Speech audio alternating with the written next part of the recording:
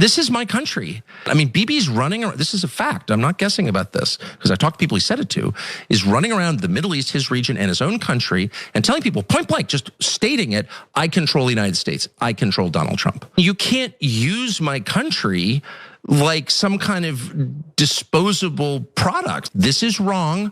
And if it's not wrong, tell me how it's not wrong. Why don't you stop attacking me and my trying to get family members fired, which they never stop doing. Well, even someone as wealthy, powerful, and well-known as Tucker Carlson has become a target of all sorts of smears. And it's all a result of his open, public, overt criticism of the Israeli government. Prime Minister Benjamin Netanyahu in particular. And as I learned recently, that's naughty. You're not allowed to do that. You can be as critical of the United States government as you want, but God forbid you're ever critical of a government that is carrying out not only a genocide in the Gaza Strip, but a multi-front war because they've bombed a bunch of their neighbors and then some. But anyway, I digress. So Tucker Carlson has been attacked so much that even his speech at Charlie Kirk's memorial, in which he shared the foundational story of Christianity, was somehow twisted as anti-Semitism. I was raised Christian. So I actually saw this speech soon after he gave it, and no red flags were raised for me, not even one. And it's because he is literally sharing the foundational story of Christianity. So pay close attention to the words that he uses, and then I'll tell you more. And it actually reminds me of my favorite story ever.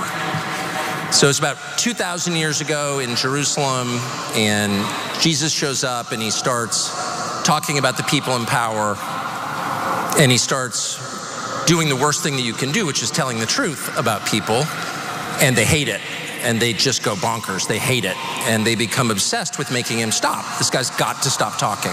We've got to shut this guy up. And I can just sort of picture the scene in a lamplit room with a bunch of guys sitting around eating hummus, thinking about what do we do about this guy telling the truth about us? We must make him stop talking. And there's always one guy with the bright idea, and I can just hear him say, I've got an idea, why don't we just kill him?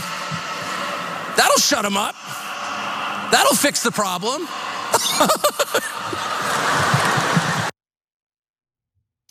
So he was comparing the story of Jesus being crucified to what happened to Charlie Kirk. That Charlie Kirk's thoughts, his beliefs, his speech were so offensive to the shooter that this individual decided to assassinate him and take his life. Now, I can understand why practicing Christians might not like the comparison, but just putting that aside for a second, I want to just reiterate, I want to remind you all that at no point during that portion of his speech, or any portion of his speech, did he use the word Jewish people, Jews, Israel, nothing like that. He literally shared the foundational story of Christianity, what happened in the crucifixion of Jesus Christ. If people find that offensive in a country that supports religious liberty, I actually think we've got a problem here. So I personally thought the reaction to Tucker Carlson's speech was unhinged, to say the least. I'm gonna give you a few examples. So author and editor of Culture War magazine, E. Michael Jones, lied. You just heard the portion of the speech from Tucker Carlson that he's alluding to here. Lied and said that in plain language, Tucker Carlson is saying that the Jews killed Christ 2,000 years ago for telling the truth, and they killed Charlie Kirk last week for the same reason. Did he say the Jews killed Christ? Here's another one. And by the way, that's not what the plain language from Tucker Carlson's speech communicated. The plain language plainly stated the foundational story of Christianity. I don't know what look, I have rejected organized religion, but this is not something new that Tucker Carlson made up in an effort to smear Jewish people. That's crazy. But by the way, what happened to Judeo-Christian values if, people think that the foundational story of Christianity is unacceptable? Anyway, let me continue. Here's another one. Dinesh D'Souza says, quote, the Jews killed Christ is no more accurate than saying, quote, the Romans killed Caesar. True, Caesar was murdered by a powerful faction of Romans, but other Romans supported him and took up his cause. Only in the case of Jews is blame assigned in this way, that's anti-Semitism. He didn't say anything about Jews. Why are they putting words in his mouth? It's unhinged, but okay, let's keep going. And then Laura Loomer, of course. Why does the GOP refuse to condemn Tucker Carlson for using Charlie Kirk's memorial to suggest Jews killed Charlie Kirk? He didn't suggest that. Just exactly how many people in Congress are on the take from Qatari money? I think we should take all foreign money out of our politics. I think we should take all corporate money out of politics. Laura, are you down with that? Something tells me you wouldn't be down with that. So the hypocritical focus on Qatar when we know that the most powerful foreign lobby in this country is the Israel lobby is laughable to me. But let's, I guess, move on from that. Notice how she wants him deplatformed. Why is he even included? Why does the GOP refuse to condemn Tucker Carlson? Why was Charlie Kirk willing to include Tucker Carlson at a Turning Point event where he gave that speech about Jeffrey Epstein? No, we should censor him. We shouldn't take him seriously. We shouldn't include him. We should silence him. And Glenn Greenwald made a really good point, how there has been a concerted effort to silence Tucker Carlson because he has been one of the most critical voices of Israel in conservative media. And for that, I think he deserves respect because I know that that's not an easy thing to do. It's not an easy thing to do on the left, but it's certainly not an easy thing to do on the right. And so here's Glenn Greenwald explaining. There's clearly an attempt to destroy your reputation, and they seized on this Charlie Kirk speech that was so benign in order to do it. How is that affecting you, if at all, and what is your strategy for dealing with it? I was bummed out that other people's hate and narcissism, crazy narcissism, obscured what I was trying to say. It's actually not about you, sorry. It's about the world's biggest religion and my faith. If we could just talk about me for 1 second or talk about Jesus for 1 second. So look, I never want to fight about Israel, ever. I'm actually pretty moderate on the subject, I think. Always like going there. I know a lot of Israelis, always liked, you never really talked about it before October 7th. You never really talked about it before October 7th, but it was shoved on the front burner. Exactly, it's like, this is my country. Yeah, he's right. This is our country, and we get to be critical of a foreign government that is not at all indicative of the character and the morals of the Jewish people. I want to be clear about that. The conduct of a foreign government should be open for debate, especially since we're talking about a foreign government. We're able to talk about the conduct of our own government. That's what makes America great. That we are allowed to engage in open, free speech and expression. So these weird attempts to smear Tucker Carlson over, he's a devout Christian. So he's not allowed to have his own religious liberty and his religious beliefs. That's gonna be twisted into some sort of anti-Semitic smear. That's ridiculous. But he was really cooking in this next clip. And what he says here, I really felt to my core. Take a look. This is my country. I don't own the country, but I'm a shareholder in the country. I'm an American, and you can't use my country like some kind of disposable product. You just can't. Bibi's running around, this is a fact, I'm not guessing about this, because I talked to people he said it to, is running around the Middle East, his region, and his own country, and telling people point blank, just stating it, I control the United States, I control Donald Trump. He's saying that, and again, I'm not guessing at all. That's a fact. And I dare them to say that's not true, because it is true and they know it's true. So I'm an American. How do you think it makes me feel? Even if I didn't vote for Trump, which I did vote, I campaigned for Trump, but even if it was Joe Biden, I'm an American. You can't treat It's too humiliating. I can't handle that.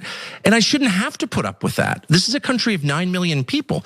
I'm not even attacking the country. I'm attacking my leaders who are allowing my nation of 350 million people to be forced into doing things that are bad for me and my children. I can't tell you how much I agree with everything he said there, especially the part about being humiliated by how our government here in the United States is behaving and how our government, and this is again, regardless of which party we're talking about, because we saw how Biden handled what's happening in Gaza before allowing for Trump to inherit it and essentially continue it and make it worse. Both parties are complicit in the ongoing genocide in Gaza. And it is embarrassing to the American people. It is embarrassing to the American people when it appears that our government leadership here is more concerned about aiding and abetting a government and military that's carrying out atrocities as opposed to carrying out what's in the best interest of the American people. And on top of that, our government is willing to attempt to censor and silence Americans as they're critical of a foreign government. Someone needed to say it on the right, and I'm happy Tucker Carlson is saying it. It is humiliating. I feel humiliated by it. I was so naive, I really was. I didn't realize just how bad things had gotten and how utterly precious and vulnerable our constitutional rights really are. And when you feel like you really are losing the idealistic nature of what this country was meant to be, that you're losing any and all hope in that, it makes you want to fight for your country. It really does. You don't really know how precious your rights are when you can see them slipping away. And it's embarrassing to see how our leaders behave when it comes to supporting Israel, selling out the American people, and more importantly, okay, using our money or borrowed money to help fund the atrocities that are being carried out in Gaza and, quite honestly, the West Bank and other Middle Eastern countries as we speak, and Yemen. The final thing that I'm gonna get to, because this really struck home for me as well, and I think there are others who will relate to it. If you disagree with the points that anyone is making about Israel, if you think that the criticism toward the Israeli government and the IDF happens to be unfair, that's totally fine. We should engage in dialogue, and those opinions, that analysis should be substantively rebutted. I want to hear the arguments proving me wrong. Tucker Carlson wants to hear the arguments proving him wrong. But notice that that never happens. Something else happens though. Take a look.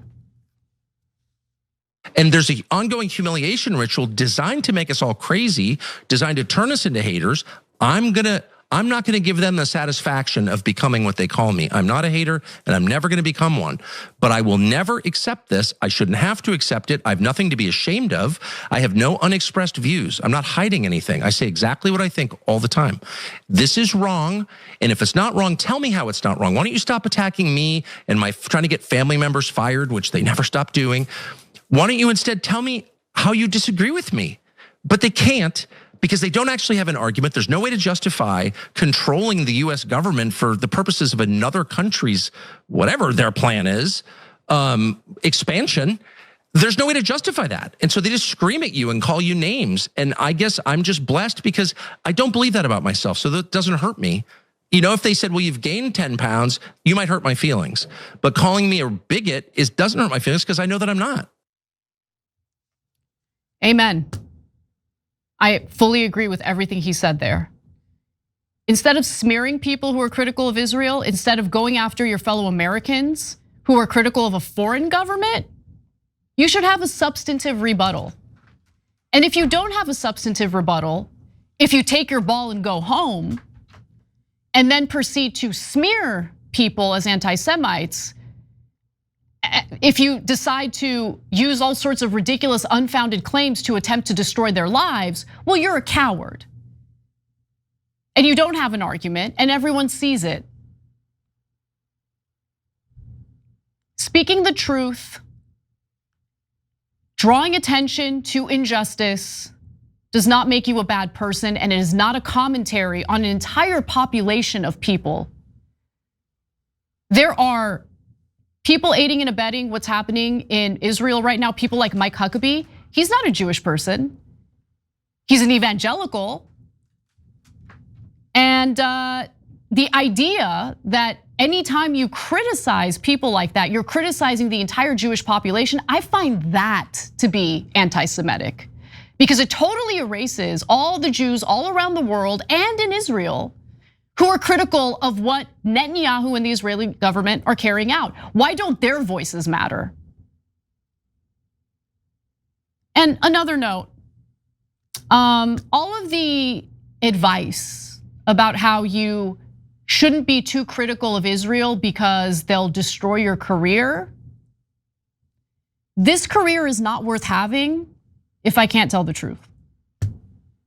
I'm not interested in being a puppet for anyone. And I'm not interested in being intimidated to the point where I'm either hiding things from my audience or lying to my audience. I'm never gonna do it. Look, you guys might not agree with things I have to say, and that's totally all right. But one thing that I will tell you is I'm genuine. These are the things I actually believe. And that's the type of freedom that I think we need to fight really hard to protect. Every time you ring the bell below, an angel gets his wings. Totally not true, but it does keep you updated on our live shows.